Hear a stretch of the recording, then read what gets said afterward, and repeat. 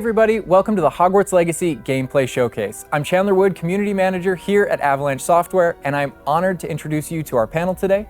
First up, we have community guest host, Ben Snow. Oh my god, I can't believe this is happening. Thank you so much for having me. And from the Avalanche team, we have game director, Alan Tu. Hello, everybody. And systems designer, Mackenzie Toner. Hi. And finally, just off-screen capturing gameplay for us, Andrew Coram. Today we'll be giving you a taste of the open world via broom flight, a deeper look at combat using the Dark Arts Battle Arena, and a look at your personalizable home within Hogwarts, the Room of Requirement, where we may even see some beasts. And we're starting right where we left off in our last gameplay showcase, just outside Hogwarts, which I love that you can walk out of the castle after walking through everything and then just come out here and take off on your broom out into the open world.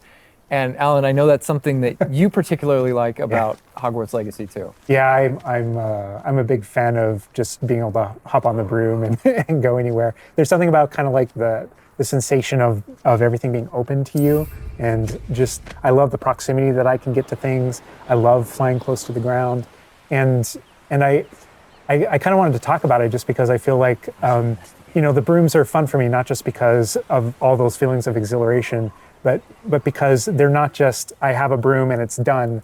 I actually kind of like some of the mechanics in it. So you see in the lower right, there's a meter there, and occasionally as Andrew's kind of flying up or flying down, you might notice it draining or not. And this isn't the present day where all the broom technology is well known and advanced and everything that we know and love. This is an earlier time where they're still trying to figure out, we're not at the 3000 yet, we're at the 11. So. Oh my goodness, I'm just so speechless right now because this is just so beautiful. The world just looks so, by the way, the broom, is that like the only one, or can you like upgrade that broom to go faster? Yeah, so we have a shop in Hogsmeade, actually a broom shop. And so that sells a variety of different brooms. And it was important to us that the player could customize themselves based on their own aesthetic. So they're purely cosmetic, but if you talk to the shopkeep and help him out, he'll actually sell upgrades. Yeah, and those upgrades will make it so that where normally the broom, you can only fly, you can only go at max speed. It's kind of like a turbo meter down there. You can only go at max speed without the meter going down, kind of closer to the ground. And as you raise into the air, you'll notice the meter drop. And so those upgrades will allow you to increase that distance from the ground. And the broom owner at the sporting goods store in Hogsmeade is trying to perfect the broom and get better at it and know it better. And you can participate that and get better and better brooms through that. And I love that mechanic encourages you to actually explore the world and kind of stay close to the ground. It's not just a travel mechanic, point A to point B. You're not just flying high over everything, although it is beautiful, something I really love doing, but as well, there's lots to explore on the ground, and so kind of keeping you down at the ground level. And to me, it feels like it's got this kind of surfing vibe over the. Oh my god! Like I'm just like I want to snatch the controller from Andrew right now because I want to go to the mountaintop, I'm going to the forest, and to that hamlet, or well, I don't know if that's how it's called. I think that's what it is. No, it's awesome. We're actually gonna land here, and I feel like that you call it a hamlet is just perfect, just because that's what we refer to it as, and so. We all know from lore that Hogsmeade is the only all-wizarding village within Britain, but we wanted other opportunities to kind of meet other characters out here and to kind of populate the landscape, so it's not just kind of, barren as you leave out this direction and that direction. And so we just imagine these different dwellings, these different smaller locations that wizards might live in out in the Scottish Highlands. And so it's those, and so we refer to those as hamlets, and they're opportunities to learn those wizard stories, how those different locations have kind of like learned to live, what their relationships are with characters at Hogsmeade and Hogwarts. And so they're both quest opportunities out here and a chance to kind of get to know more of the area, even beyond Hogwarts and Hogsmeade that we've already experienced. And you'll also notice on the mini-map, like lots of little icons, and each one of those represent gameplay in the hamlets that you can participate in, whether it's a vendor or different puzzles and challenges or different secrets that exist. Each one of those icons are different opportunities for gameplay.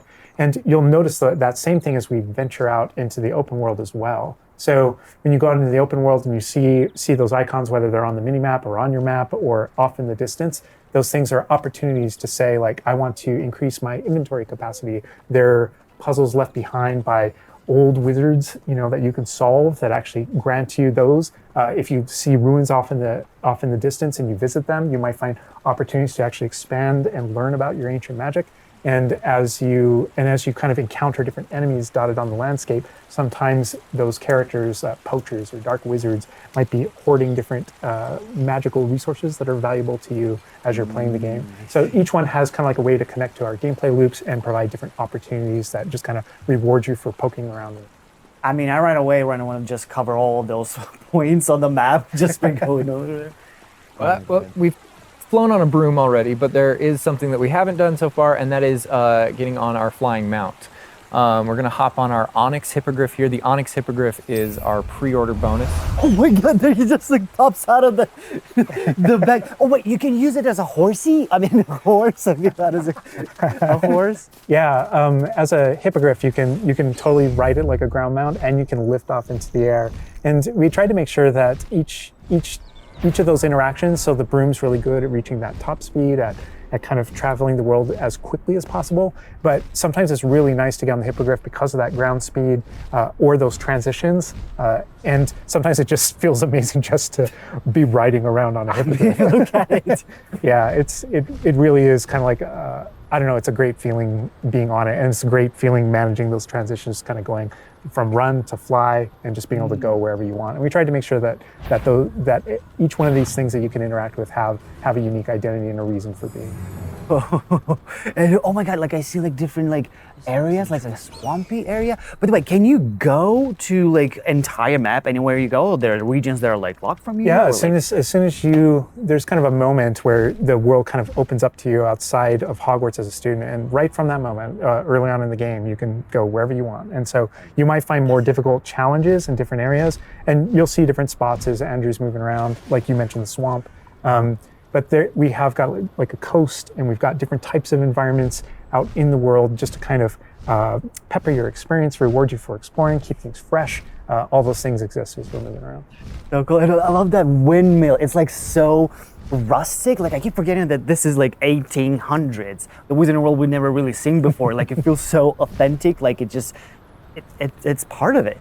Yeah, I love this vista too, and I'm gonna have Andrew stop here. We're gonna use a bit of dev magic to change the seasons. Actually, I want you to see what this world looks like covered in snow. Yes, yes, yes, please. I love snow. That's all I want. Oh, baby. Oh my god, this is so beautiful. Oh my goodness. This is so pretty. Like, it looks so realistic. Oh my god, it changes the landscape like completely. Oh my god. Does it have like actual like gameplay impact? Like impact on the gameplay? Or does it like it's just the weather of Scotland? Yeah, we really use it as a narrative marker through the game. So as you're progressing through your main storyline, it was important for us to kind of like have those moments that kind of felt like when you're reading the books or watching the movies where, you'll see kind of like the title card, winter, and now the landscape has changed and you're really feeling that passage of time while you're a student, going through your year at Hogwarts. And I think we wanted to duplicate that. And for me, it's really fun that it's not just on the outside, which I agree, I think it looked really beautiful, but within the school as well. So there are moments like when it reaches certain holidays or things like that, where Hogsmeade reacts to holidays and the school reacts to holidays, and you see the decorations around those environments change. That really helped just kind of make me feel like I'm there. Right. Yeah. And it's not just for the seasons, those kind of vibe things. Like we have a day-night cycle, and that day-night cycle, even though similarly, like it's largely about vibe, when you go into Hogsmeade in the evening, there's less characters there. Around the school, you'll notice it kind of dies down and quiets down just when there's candlelight and students kind of like as you're walking through the halls. But in that day-night cycle is where we've kind of placed a few items where, whether or not you can collect them or whether or not you can interact with them that are a little bit restricted by the day-night cycle. And I love Andrew's flying up here, really high up on the hippogriff. And we're just looking at this view of Hogwarts in the distance. It's just absolutely beautiful. It's part of what I love most about flying around in this game, whether it's on a hippogriff or on the broom. No, I mean, you talk about going anywhere and things that you can see in the distance, and that's one of my I still can't get over, like, no matter, I played this so much, but I still can't get over the fact that I can see Hogwarts out there, and there's just something beautiful about knowing that all of the things inside of it, the classrooms, the students, the professors, all the places I can go, I can just fly my Hippogriff, land in the courtyard, enter the front doors, and just walk, to the library, to class, or to greenhouse, or to my common room, that it's all contiguous and just kind of like one space is still exciting to me after all this I mean, time. I'm just I'm speechless right now. It's just absolutely beautiful. It's just, oh my God. As much as we want to spend a lot more time out here just flying around, experiencing the world, I think this is a great opportunity to switch over to combat. And last time we gave you kind of an intro to combat. This time we're going to really go a lot more of a deep dive on using the Dark Arts Battle Arena, which is part of our deluxe edition. All right, Andrew's got us in the Forbidden Forest, which is where the Dark Arts Battle Arena is. Which is part of the Deluxe and Digital Deluxe Edition. I love the way that the Dark Arts Battle Arena is actually part of the world. It's integrated into the world, so your experience is more immersive than just choosing an option from the main menu of the game or something like that. Reason to go to the Forbidden Forest. Exactly. There are many reasons to go to the Forbidden Forest, but he's also wearing the Dark Arts cosmetic set, and here he's pulling out the Thestral, which is Oh my God. part of that Dark Arts pack from the Deluxe and Digital Deluxe Edition. So we're going full Dark Arts here. That's good. That's what I like going down. But I like this battle arena. It is a great place to show off really combat in a big way, because it unlocks some interesting abilities for you and allows you to really play around with combat in a deep way. And is this like the only arena like this in the game where you can like practice? And Yeah, so in the base game we have 2 combat arenas normally, and so everyone has access to those. And each of the combat arenas are an opportunity to kind of just go through a difficult combat challenge, fight through multiple waves in order to earn a different cosmetic for your character and add that to your collection. In the case of that's no different than the Dark Arts Battle Arena. That's also true, the combat arena. But one of the things that we're excited about in the Dark Arts Battle Arena that people can do is you come in preloaded with different abilities. So the unforgivable curses are something that everyone's going to have access to through the base game and going to be able to earn, and they can make choices in order to kind of like add that to their repertoire, and they can also commit to that down with certain talents and things like that. When you play the Dark Arts Combat Arena, you actually have access to all those things as kind of like a way to test them all. And so it's a chance to kind of like tour and play with the Dark Arts and decide whether or not that is a path that you kind of want to go down. But yeah, everyone has the same ability to explore the Dark Arts. This is just kind of like a way of previewing. And again, a great place for us to show off combat in general. So I think we're gonna jump in here. Andrew's gonna start battling, and we can start talking about everything you're seeing on the screen. All right. Oh, they just about the cadavers right away. Oh my God. We're starting off strong. Oh my God. Starting off strong. Was that Kujio? Oh my God.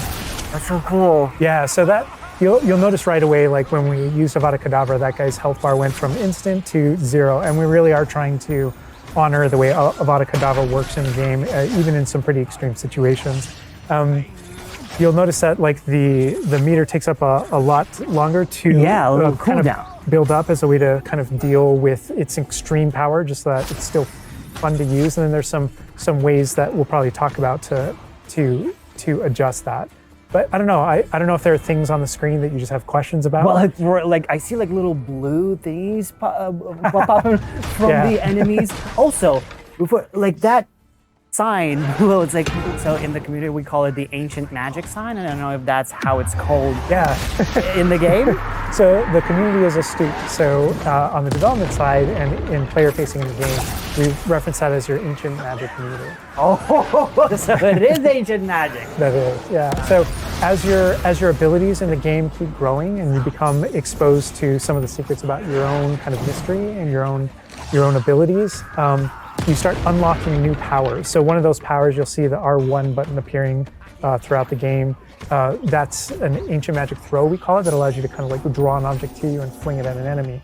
Okay. But whenever you see the R1 or the L1 plus R1 appear over somebody's head, that's an ability to cast a very devastating and powerful ancient magic spell to do a ton of damage against a character. I see. And the way that manifests itself depends on the type of enemy that you're fighting. And you'll see a wide variety of enemies in here that are pressuring the player in different ways. You'll notice there's abilities that kind of bubble up under the player as he's fighting that force him to move. And there's different ways that we want the player to kind of move around on the battlefield. And that's actually a good link to the ancient magic meter in general. And the reason why I say that is because as you're doing different things in combat, you're Protegoing and you're doing different abilities and you can kind of spec into it with your talents, there are different ways to get that meter to build faster and faster. But one of the most effective base ways to build up that meter fast, that way you can launch these devastating attacks whenever you want to, is to actually perform combos. So you see that combo appearing, and it's almost like your emotions are building up, and then basically that builds up enough that you can attack someone. But as the combo meter builds up, at some point you strike someone and a piece of their magic kind of falls out of them. You'll see these blue orbs in the game world, and there's something that only you can see in the narrative, in the world. And it's another reason to move around on the battlefield. If you can go up and collect those things and suck them in, they give big jumps to that ancient magic meter as we're playing. We're talking a lot about spells and magic here, but I think there's another huge component of combat, and that is the tools that you can bring to combat as well to kind of change the way you play. And I think Mackenzie knows a lot about what's going on with the plants and potions. And so the tools are really interesting because they're basically like a prior investment. So you can bring the potions and the plants that you grow in the Room of Requirement to combat to essentially kind of help you defeat enemies a lot quicker and more efficiently. So some of the tools that you'll see here are like the rock skin potion. So that is something that basically covers your skin in this like rocky material that reduces the incoming damage that you're receiving. So against big enemies, hard-hitting enemies like trolls, that's super helpful. Oh my god, he's just destroying. The troll just collapsed from one of the cadavers. Obviously, we have the Wiggenweld potion as well, which increases your health. And then we have the focus potion. So when Alan talks about having to balance Avada Kedavra with a long cooldown, because obviously it's an instant kill, one thing that you could do is brew a focus potion, and that will increase how quickly your cooldowns regain. Right. Oh my god. There's just so much like versatility, like in what the character is doing to the troll right now. Like he's just bouncing around the arena. He's like not. And the troll makes him move around too, looks like. And I love that our plants are violent.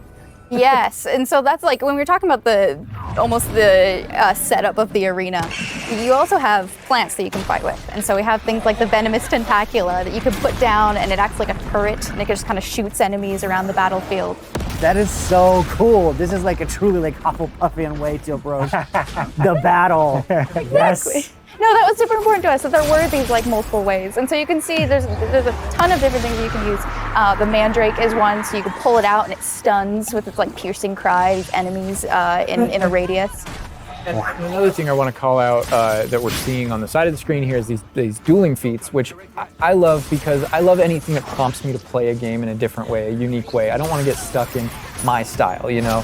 And so this is a way to, if you want to get stuck in your style, go for it. If you just want to blast people with spells, go for it. But we also want to have some things over here that may make you use certain plants or certain potions or block more or... Yeah, we mentioned the field guide challenges in the prior stream. And the field guide challenges, this is the way that the field guide manifests like challenges for you to do in combat. And exactly to your point, we just wanted a way to encourage players to explore the different systems, to help them decide, to just kind of practice with them and explore what they want to do, because there really are so many different ways that you can push talents.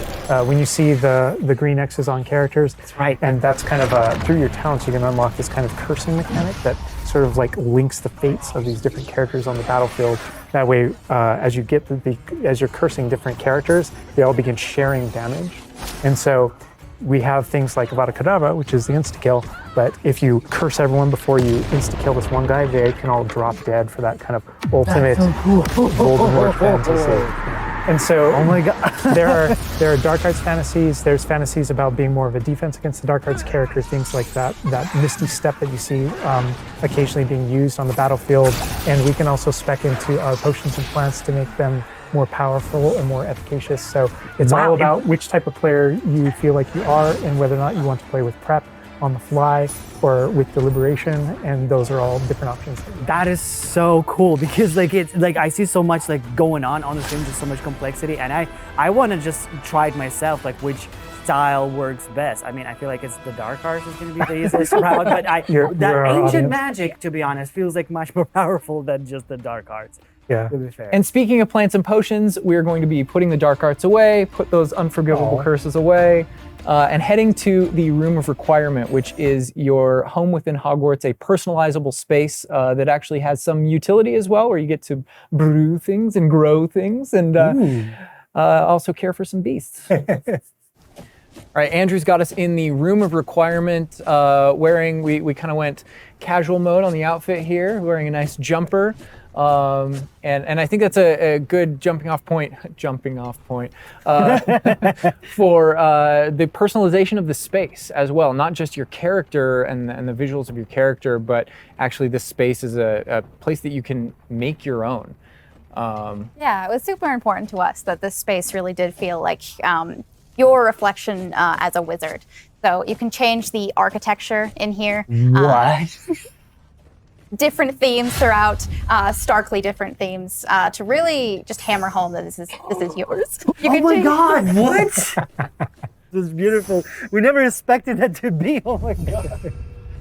That's the thing, is not only can you change the architecture here, but you can actually conjure little objects into this space, as you can see. So there's like statues that you can do, and ornaments and tables and rugs and just a bunch of little things that really flesh out the space and bring it to life. Oh my god, because like we had an idea that those places where you brew stuff, that's where you can change, but you can do all of this. Where do you even get this stuff? Like there's a furniture store?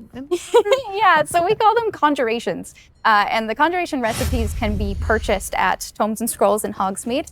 But also as you engage in different types of gameplay throughout the world, you'll be rewarded with different objects. That's so cool. And you change color?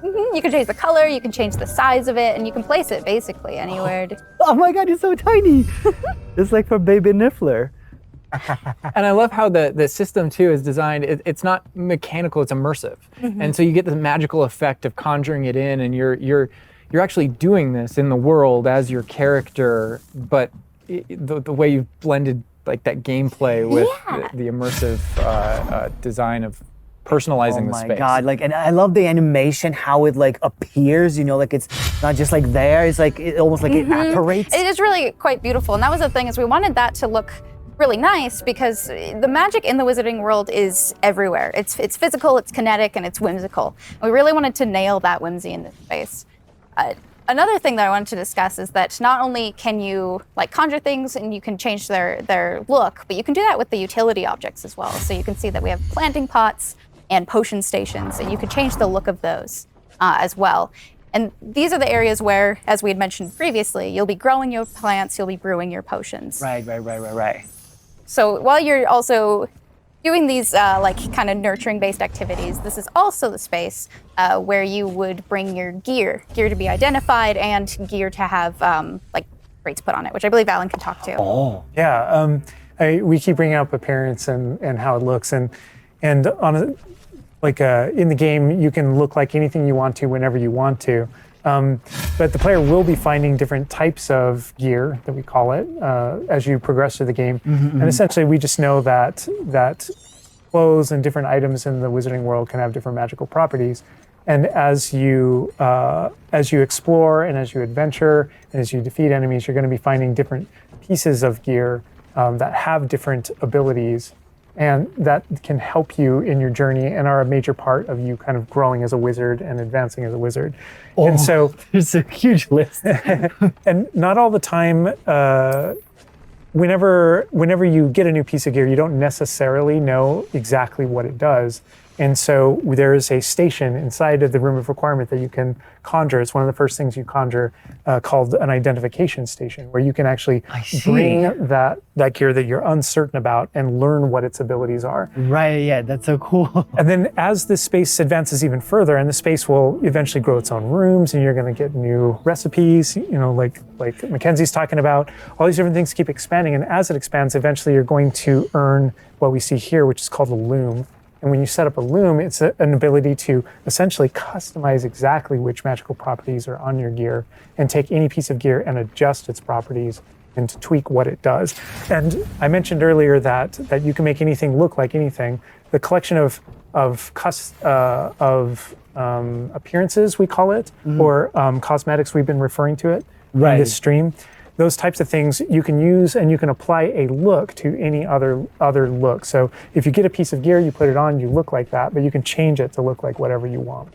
That's so cool. And like you can just put some ability to the sweater, but then you can just swap that ability. Yep, and appearances you can edit whenever you want in the gear screen. The loom is specifically about applying traits and applying larger upgrades that just kind of grant you greater statistical advantage or give you really specific abilities that blend in nicely with where you're trying to go with your combat fantasy or talents and things like that. Interesting. I'm just seeing that they're just like pumpkin fur, mooncalf fur. Where does that come from? Yeah, and so you'll notice that the ingredients that are used to add traits and to upgrade your gear are based around beasts. So this is where we get into the beast care section, which is inside this vivarium. Kind of bigger space on the inside idea. And so you can see here we have a couple of beasts out. We have a graphorn and a mooncalf and a niffler and a kneazle as well. So quite a variety.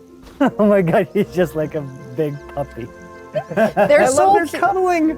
Oh my God, they're together. Oh, that's so cute. They're adorable. And so part of beast care is petting them as well, but feeding them too. And so once you do those things, that's when they feel safe enough that they'll give you their magical ingredients. So mooncalf fur, niffler fur, etc. That can then be used in your gear.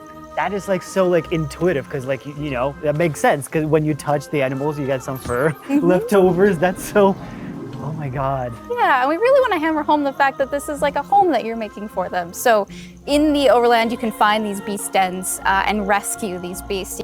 Part of doing so is brushing them and feeding them food as well, and to build that relationship with your beasts. In addition to be able to care for beasts, you can actually conjure things in this space as well. The house, the cottage. Yeah, right. And so we have like a lot of little ornaments in this area, and a lot of them are purely cosmetic, but they look really cool. Again, it's the personalization of this space. Oh my goodness, no, this is like, I'm gonna spend 8 hours just designing this whole area to personalize. This is like cool, it's like you have this little play area, like a personalized fish tank, so to say. Just for the creatures. I love it. Yeah, no, totally. And there's like a decoration aspect, but there's also, we were saying inside as well, is there's a utility aspect to it too. So as you progress in the game and you're able to purchase more conjurations, you're able to speed up your process. So one of them, for example, is the food processor, which allows for the beast in the space to automatically get feed, so you don't have to do it manually. And so you're really building the progression for yourself here. In addition, there's also a toy box where you can play with your beasts. And you'll see here, yeah. So you can, there's a bunch of toys in it, and each beast has their own favorite toy. So as you can imagine, the mooncalf really likes the moon ball, or the kneazle, as like a little cat, really likes to chase the yarn ball as well. Right. And they're super cute. Oh my God. Watching them, it's so cute. And the big thing we really wanted to hammer home is that the world is a dangerous place. And so by going and rescuing these beasts and bringing them back here and caring for them, you're really helping them out. There's poachers in the overland who hunt these beasts for their material. So instead, you're caring for them. You're giving them a home. Right. Oh my God, this graphorn is just gigantic. But he looks like my dog. My dog's right now for sure. You could actually name them as well. So like your dog. So getting back into that personalization, you know, yeah, we didn't want you to just like throw in, oh, here's a Graphorn in here. Like, this can be named whatever Andrew's about to name them. Bruce. The good name. You know, we've created this really nice space, and you can get additional vivariums, correct, to different kind of aesthetics and looks to where you're keeping your beasts and caring for them. Progression is a big part of this space as well. So as you progress through the story, you will unlock more vivariums. So as you can see, this one's quite meadow themed, big, open, bright. But there's other ones, say like a swamp that you might encounter. And it's really a visual effect to and more space for your beast. Oh, so it's like those, so when we're inside the room requirement, there's like on the left, there's that moon glow from one entrance and then some shrubbery going on in the right. Is that what you're talking about? Yep, that's exactly it. Ah, oh, you put trees in here too. Oh my goodness. And another thing with the beast care that I think is great, you know, tying back to the same kind of thing that you did with like the broom, where the broom is not just a method of travel, it's actually built in and integrated into the world. In the same way, like beast care isn't just this added element. You're not just throwing it on top. There's really this like narrative and integration to everything connects. So as you progress through the missions, you'll expand this space. As you earn resources, you'll go into Hogsmeade and use them to unlock the gameplay here and unlock new conjurations and different things to play around with. In the open world, it's in those different environments, like the different combat and conflicts and bandit camps and different things like that exist in the overland. Those things are what hold recipes that exist in the loom. So all these things have a way of connecting. Moonstone that you find out in the world is the resource that we use to conjure everything that's found throughout the world. Forageables are used for recipes. So really everything's like a cycle and keeps you coming back. But even with the story that's being told too, I think people know who Poppy is and that she has a particular affinity for beasts. Yeah, I mean, I think everything we're seeing here, you know, you're going to be venturing out into the world, and this is just kind of the tip of the iceberg, even of kind of like your interactions with beasts in that narrative. So, you know, you bringing up Poppy, there are more kind of mysteries to discover and things to discover out in the world that have to do with her and that have to do with caring for beasts. And so different characters have their own stuff that just kind of make this all just kind of like the beginning of your journey. Well, we could spend hours in here, but we're gonna have to end the stream now. What do you think about what you've seen today? I mean, I'm just so blown away by how beautiful it looks. The open world seems so detailed and there's so many things to do, and like the combat, we're gonna spend like 2 weeks or more just breaking it down by pieces.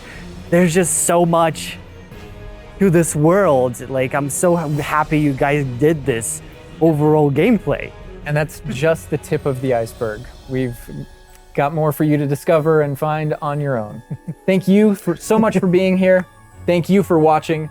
Hogwarts Legacy is available for pre-order now. It releases February 10th with 72-hour early access for owners of the Collector's, Deluxe, and Digital Deluxe Edition. We're gonna wrap things up, but first we've got a little surprise for you. Bye.